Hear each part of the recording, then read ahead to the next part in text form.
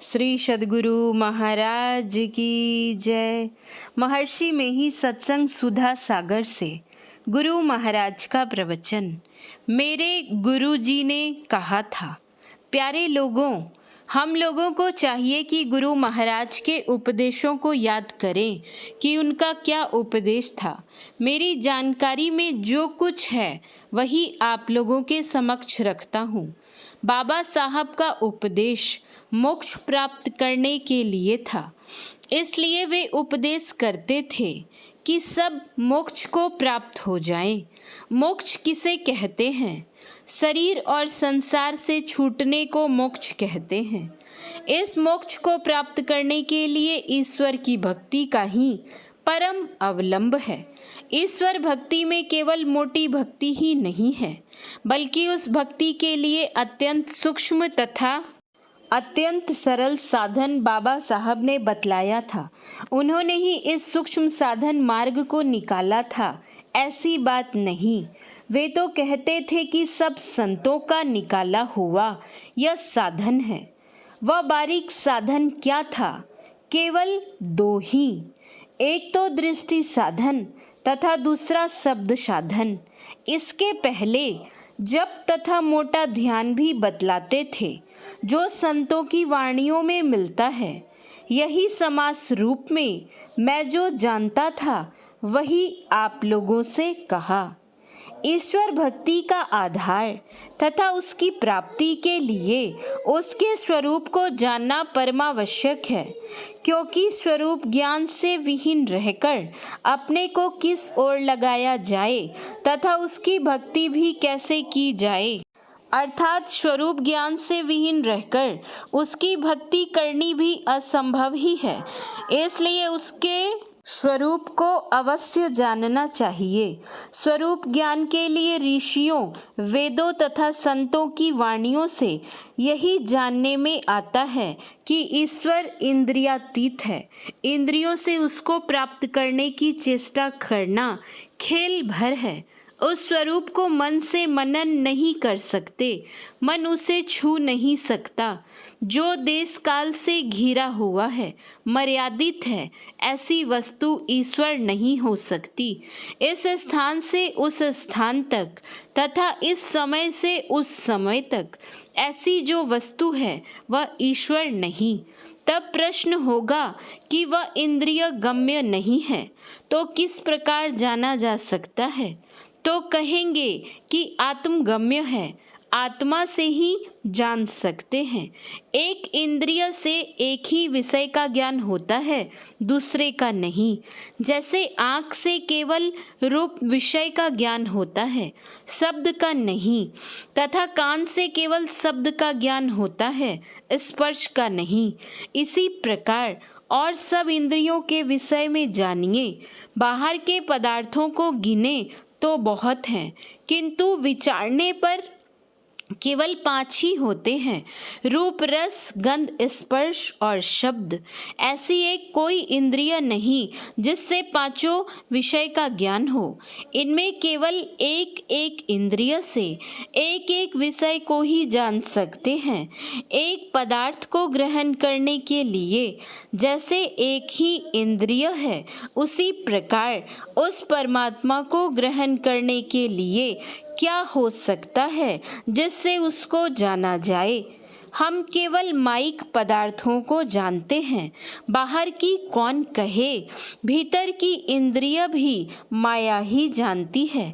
माया किसे कहते हैं? जो एक तरह नहीं रहे, जो परिवर्तनशील है।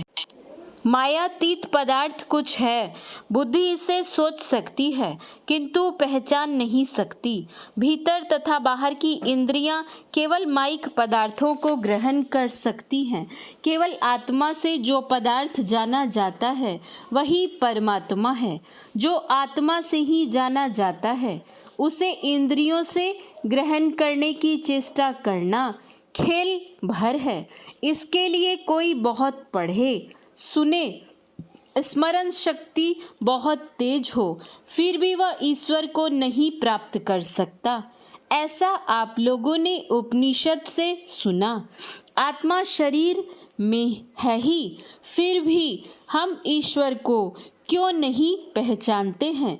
जब तक आत्मा पर आवरण है, वह शरीर और इंद्रियों के साथ है, तब तक वह ईश्वर को नहीं पहचान सकती।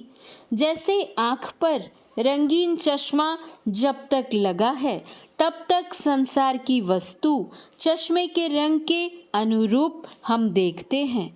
पट्टी रहने से तो और कुछ भी नहीं दरसता। उसी प्रकार शरीरों और इंद्रियों के माइक चश्मे तथा पट्टियाँ जब तक आत्मा पर लगी हुई हैं, तब तक परमात्मा का साक्षात्कार नहीं हो सकता। इन माइक चश्मों तथा पट्टियों को हटा दें, तब साक्षात्कार होगा। यही बाबा साहब का उपदेश था, यही साधन वे बतलाया करते थे। ईश्वर को देखने की शक्ति प्राप्त करने के लिए दृष्टि योग की साधना करनी चाहिए। दृष्टि योग का साधक स्थूलावरण से ऊपर उठ जाता है। दृष्टि वहाँ तक रहेगी जहाँ तक दृश्य है।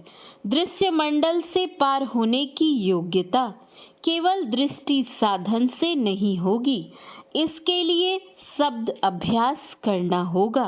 बाबा साहब का यह वचन युक्ति युक्त है। शब्द अभ्यास करना संतों के वचनों के अनुकूल सूरज शब्द योग या नाम भजन है। ऋषियों ने इसी को नादानुसंधान कहा है। ध्यान बिंदु उपनिषद में है, बीजाक्षरं परं बिंदुं नादं तस्योपरि स्थितम स शब्दम चाक्षरे छिन्ने निशब्दम परमं पदम। कहकर बहुत थोड़े में ही सारी बातें बतलाई गई हैं। परम बिंदु ही बीजा अक्षर वर्णमाला का अक्षर है, उसके ऊपर नाद है।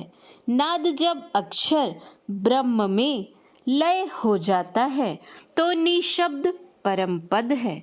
उपनिषद कहती है कि अक्षर का बीज जो परम बिंदु है उसका पता लगाओ, तब उसके ऊपर नाद मिलेगा। नाद जहाँ जाकर लय होगा वही निशब्द परम पद है। उसी को अनाम पद तथा शब्दातीत पद भी कहते हैं। अनाम सब संतों की वाणी में आया है। इस अनाम से परे कुछ और का होना मानना केवल अंधविश्वास भर ही होगा, परंतु विचार में नहीं अटेगा। जो शब्द कहने में नहीं आवे उसकी भी जहाँ समाप्ति हो जाए वह शब्दातीत या अनाम पद है। तुलसी साहब की वाणी में तुलसी तोल बोल अबोल बाणी, जहाँ यह भी समाप्त हो जाए तब और कुछ है कहना व्यर्थ है। लोग देखते हैं कि वे जहाँ तक संसार में जाते हैं उन्हें शब्दहीन स्थान कहीं नहीं मिलता। जहाँ सृष्टि होगी वहाँ शब्द होगा। जहाँ शब्द लय होता है वहाँ सृष्टि का अंत होता है। जहाँ तक सृष्टि है वहाँ तक कंप है। कंप नहीं रहेगा तो शब्द भी नहीं रहेगा। शब्द के नहीं रहने से सृष्टि रह नहीं सकती। ऐसा कि जहाँ सृष्टि हो और कंप व शब्द नहीं हो, यह मानने योग्य नहीं है। अनाम में कंप तथा शब्द दोनों लय को प्राप्त हो जाते हैं। अनाम से आगे कुछ और है या सृष्टि के अंदर अनाम है, इसको कोई मान नहीं सकता।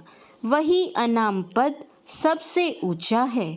इसी पद तक पहुँच हो, यही बाबा साहब का उपदेश था। हम लोगों को जैसा साधन मिला है, हमको पूर्ण विश्वास है कि इस साधन द्वारा भक्ति करके अवश्य मोक्ष प्राप्त होगा।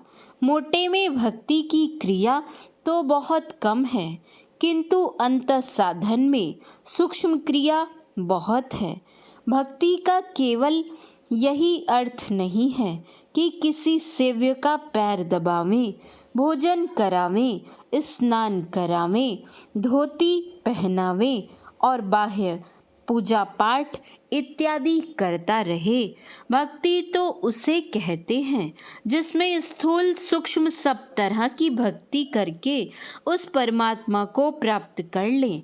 बाहर में स्थूल भक्ति के द्वारा हम कुछ प्रेमी बनते हैं, किंतु और विशेष ऐसी भक्ति है, ऐसी सेवकु सेवा करे, जिसका जीव तिसु आगे धरे। गुरु नानक, ऐसी सेवा की अपने को समर्पण कर दे, यही आत्मनिवेदन है।